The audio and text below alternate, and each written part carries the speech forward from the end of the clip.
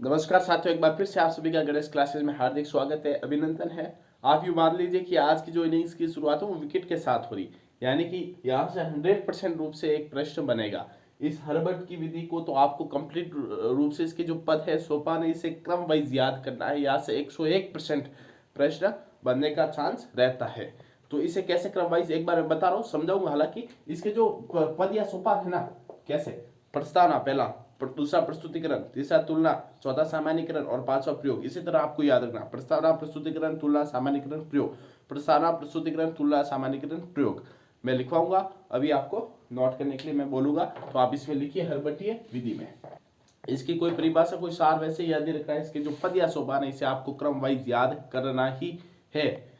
इसमें आप लिखिए कि हर्बर्ट द्वारा दी गई ये विधि, हर्बर्ट है ना, किसके द्वारा, कि हर्बर्ट द्वारा दी गई यह विधि वर्तमान में पाठ योजना बनाने के लिए विशेष रूप से काम में ली जाती है। इसमें कुल 5 पद बताए गए हैं। कितने इसमें पद बताए गए? इसमें कुल 5 पद बताए गए हैं, ध्यान रखना। इसमें कुल 5 पद बताए गए हैं जिन्हें हर्बर्ट की पंचपदी कहते हैं।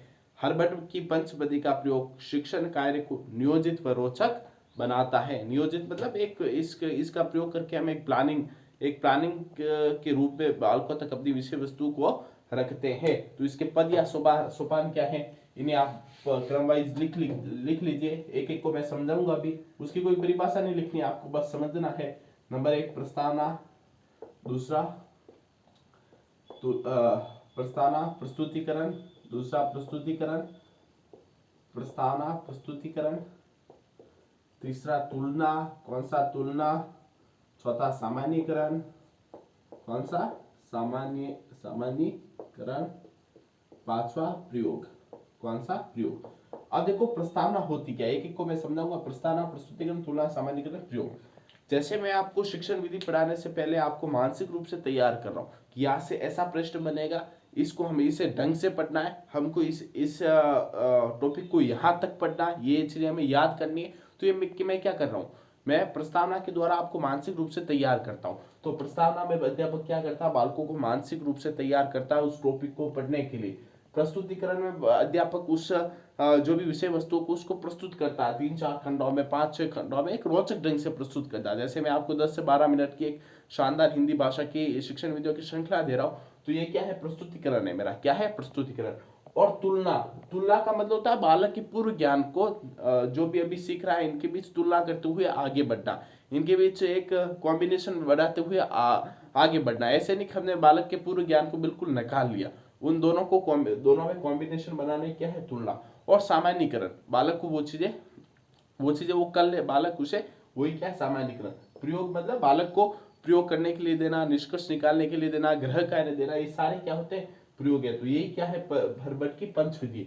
प्रस्तावना मानसिक रूप से हम बालक को तैयार करते हैं, प्रस्तुतिकरण में हम उसे उसके सामने विषय वस्तु रखते हैं, तुलना उसके पूर्व और नवीन ज्ञान के बीच हम तुलनात्मक रूप से चलते हैं, सामान्यीकरण हम करते हैं, और लास्ट में प्रयोग आता है, बच्चों ग्रह कार्य देते हैं, बच्चे निष्कर्ष निकालते हैं। यही क्या है, हर्बर्ट की पंचविधि। इसने आप कंप्लीट क्रम वाइज याद कर ले, नोट कर ले इसे आप।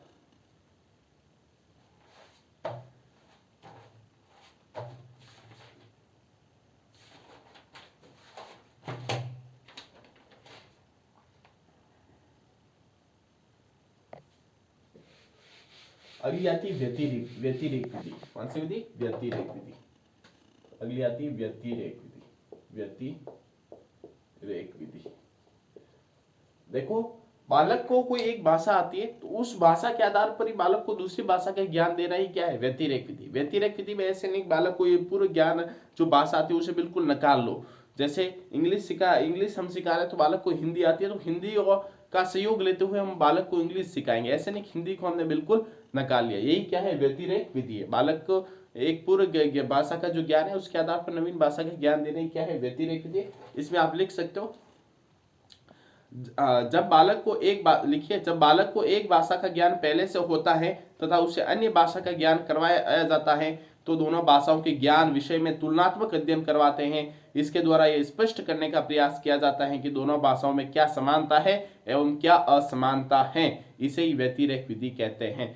जैसे हम इंग्लिश में संज्ञा पढ़ा रहे हैं तो बालक को हिंदी में जो संज्ञा आती है उसी के आधार पर पढ़ाएंगे, क्योंकि सिर्फ नेम ही चेंज होते हैं। तो इस प्रकार से जैसे वचन पढ़ा रहे हैं तो हिंदी में इंग्लिश के वचन भी हिंदी से रिलेटेड करते हुए हम पढ़ाएंगे। चलिए, व्यतिरेक विधि, बिल्कुल एक भाषा के ज्ञान के आधार पर दूसरी भाषा ज्ञान दे रहे हैं, व्यतिरेक विधि नोट कर लिया होगा। आगे विधि आती है मोस्ट पेस्टोलॉजी विधि। यहां से कैसा प्रश्न बनता है वो भी मैं आपको बताऊंगा। पेस्टोलॉजी विधि, कौन सी विधि? पेस्टोलॉजी विधि। पेस्टोलॉजी विधि मोस्ट इंपोर्टेंट विधि है। देखो इसमें क्या होता है कि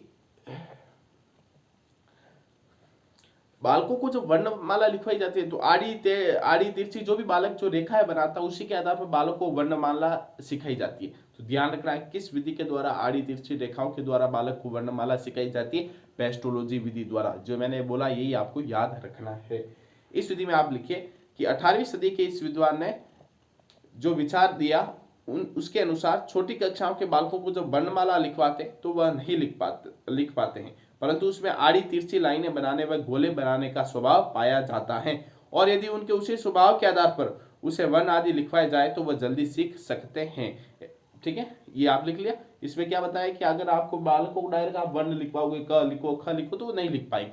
वो आड़ी तिरछी रेखाएं वो बना सकते हैं, गोले बना सकते हैं, उसी के आधार पर हम उन्हें वर्ण लिखना सिखाएंगे। जैसे बालक को ऐसी लाइन खींच रहा थी, बालक को ऐसा बनाना आता है तो हम क कैसे सिखाएंगे? ऐसे करते हैं, ऐसे करते, इसको ऐसे करो, ऐसे बालक क्या सीख गया? क सीख गया। तो ये क्या, आड़ी तिरछी रेखाओं के आधार पर बालक को वर्णमाला सिखाना लिखना सिखाना ही क्या है? पेस्टोलॉजी विधि है। नेक्स्ट आप नोट कीजिए, इसे आप नोट कर लिया होगा। फिर आती है द्विभाषी विधि। कौन सी विधि? द्विभाषी विधि। द्विभाषी विधि, इसमें आप लिखिए आप, मैं जो बोल रहा हूं वैसे कोई ज्यादा प्रश्न बनने की तो होगा चांस, मैं बता दूंगा। लिखिए, जब दो भाषाओं को मिलाकर भावनात्मक रूप से सिखाने का प्रयास किया जाता है तो यहाँ द्विभाषी विधि का प्रयोग होता है। जब दो भाषाओं का हम मिला जुला रूप बालकों के समक्ष रख के उन्हें भाषा सिखाते हैं तो ये क्या है? द्विभाषी विधि है। जैसे मैंने कहा टेक ऑरेंज, ये पूरी इंग्लिश हो गई। लो ऑरेंज, क्या बोला मैंने? टेक की जगह किस शब्द का यूज किया? लो ऑरेंज। दोनों ही भाषा का मैंने भावनात्मक रूप से प्रयोग किया। जैसे टेक ऑरेंज मैं कह रहा हूं तो इसमें दो इंग्लिश है पूरी की पूरी, लेकिन मैंने ऐसे कहा लो ऑरेंज। क्या कहा? लो ऑरेंज। जैसे मैंने उन्हें कहा टेक संतरा, क्या कहा मैंने? टेक संतरा।